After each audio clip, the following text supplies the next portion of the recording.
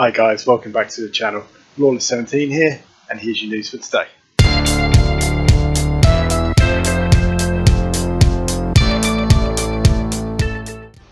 Right, first up we have some Pokemon news. It's not often we've been able to do some Nintendo news to start the channel, but here we go. So, Pokemon Sword and Shield's first major expansion, the Isle of Armor, has been revealed and will be coming to the Nintendo Switch on the 17th of June. The reveal was accompanied by a new trailer with the link in the description below because it was quite a lengthy trailer for DLC, coming in at something like 3.5 minutes. So whilst in the Isle of Armor expansion there will be new Pokemon, additional DLC was also mentioned, and that is called the Crown Tundra, which will arrive later this year, and as well as more new Pokemon that will also have 2 new legendary Pokemon. You have to bear with me trying to pronounce some of these new Pokemon names. Is completely alien to me. So Nintendo has now officially confirmed the Galarian, Arcanino, Zapdos and Moltres regional variants, which have been seen earlier the year in some artwork. These apparently are the first regional versions of any legendary Pokemon created to date. So yeah, if you're into Pokemon Sword and Shield, June 17th is the day to mark in your calendar. So guys, in some more news regarding delays, I talked in a previous video about the replacement schedule of streams happening by publishers and developers worldwide for the replacement of E3. Obviously the PlayStation event got delayed due to what is happening around the world at the moment, especially with the Black Lives Matter, which has to happen. You know, these events are, at the end of the day, entertainment events, and what is happening around the world is day-to-day lives being ruined, and it needs to be resolved. It needs to be sorted. So, CD Projekt Red have taken it upon themselves to also delay their show. They were going to be talking about Cyberpunk 2077 via their Night Citywire live stream, which was really originally set for the 11th of June and is now happening 2 weeks later on the 25th of June. Writing on Twitter last night, CD Projekt Red said that more important discussions are happening right now and we want them to be heard. Now this is completely correct, and they are doing a good thing by delaying this for more important topics to happen. Now, Sega. I can't remember the last time I've really heard them being in the news other than when they had to redo the Sonic after the initial trailer release of that movie, and the little blue hedgehog looked very, very creepy. So again, in a video earlier in the week, I mentioned of some news that Sega were having a 60th birthday anniversary celebration. And also they had some big news which was going to rile up the industry on June 4th in a Famitsu magazine article. So yeah, we've had the first bit of news. We've had a leak about the second bit, so take it with a pinch of salt. So the first bit is a set of teeny tiny sized micro consoles based on the much loved Game Gear has been revealed. Again, has been revealed as part of Sega's 60th anniversary celebrations. Now, I can only describe the console size as, oh my god, I'm going to lose it. The micro console has a 1-inch screen and will arrive in 4 colours, and each different colour has 4 games preloaded onto it. The list of those games is on the screen now for you to have a look at. And at the moment, it only appears to be available to pre-order in Japan, and is due to launch on April 6th. And at the moment there's been no talk or mention of a Western release. So the Ant-Man size device, the small Ant-Man, not the large one, will offer a headphone jack. It will charge via USB and use 2 AAA batteries for power.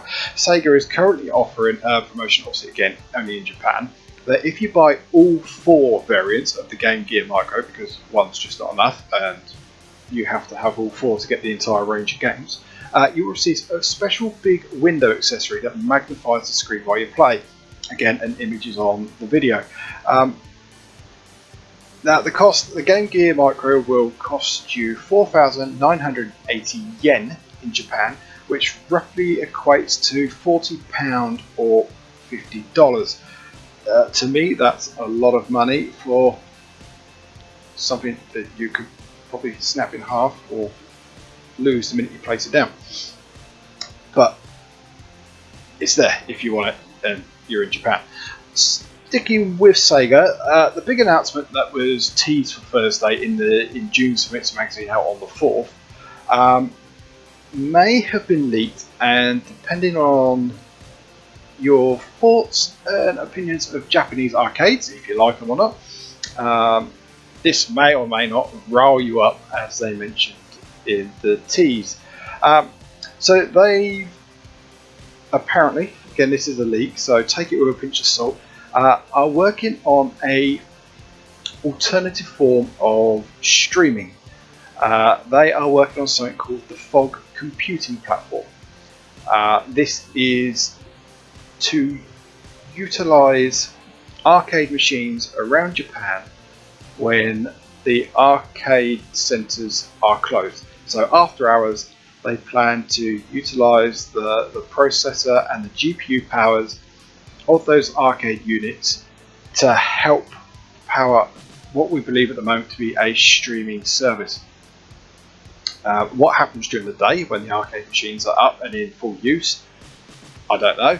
And who's going to cover the cost of the arcade units still being on and being used, pretty much like Bitcoin mining, when the machine is idle or not being used and people use it for other purposes. I don't know.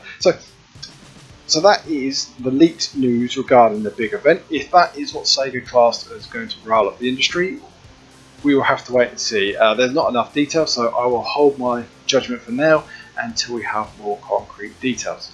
So, finally, some minor gaming announcements.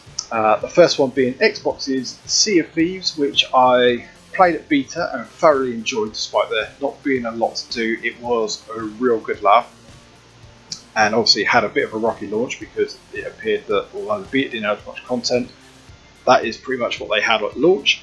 But since then, Rare have been adding a lot of content to it, and from what I can gauge, it is now very, very good, and I am actually very eager to play it and get on it as well. But Sea of Thieves has now landed on Steam, and that is from today. So it's, as well as being on Steam, it's also on the Xbox consoles and the Microsoft Store. And like me, I'll be looking to get it on the Game Pass, as it is a first-party title, has been there since launch, and I don't believe it will be going away anytime soon. Other news, Sony's other PS Plus game has landed, Battlefront 2, and I downloaded it, or spent the day downloading it yesterday, and was shocked to find that the download itself was 115 gig. So though it did take a little while, I finally got it to finish in the late hours of last night, but didn't get to play it until today.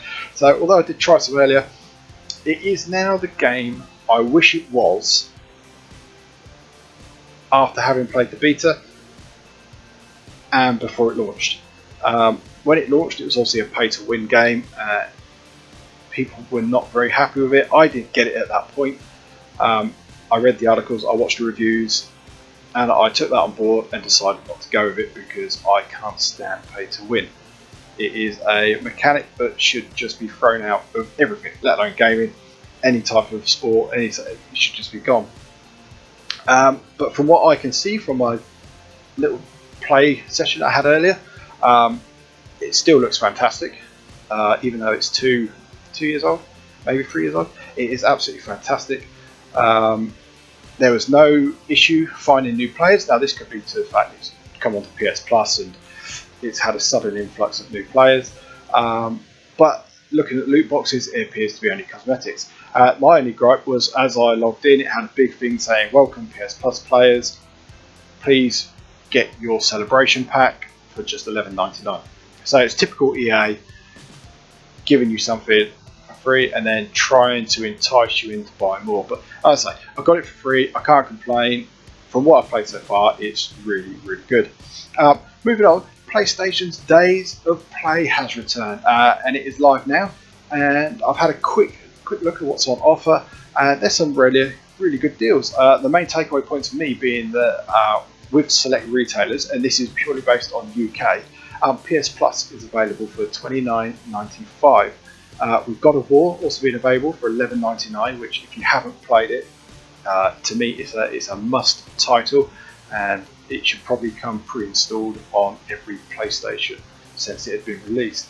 And also the other one for me I haven't played, Days Gone, and that is now for $15.99, and I've been intrigued to play it. I've been waiting for it to come down to a decent price, so I think now would be the time that I play it. There are other deals there.